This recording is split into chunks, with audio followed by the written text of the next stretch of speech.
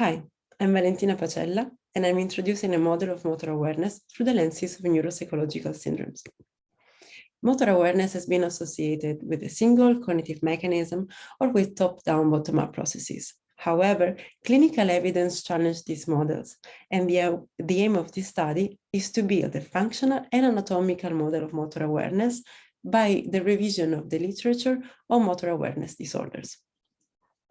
We identified three components of motor awareness, namely the aware motor intention, that includes disorders of the voluntary action performance, as in the anarchic hand syndrome, tics, and Tourette syndrome.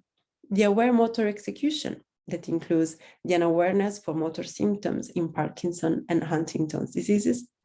The awareness for general motor abilities, that includes an awareness after hemibody paralysis, and the unawareness for motor planning deficits, as in anosognosia for hemiplegia and anosognosia for apraxia.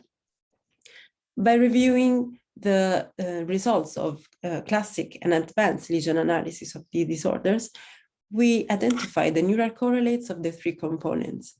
For instance, the lesion of medial frontal and parietal structure, the insula, the basal ganglia, together with the frontoparietal disconnection of white matter tracts and interhemispheric disconnections will lead to the involuntary behavior of the anarchic hand and the involuntary urge to move in tics.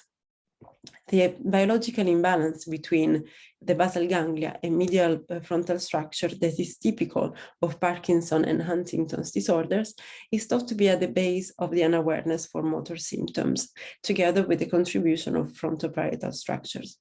Finally, the damage of the insula, the temporal pole, and the disconnection of the premotor, limbic, and attentional network will cause the unawareness for general motor abilities after a stroke.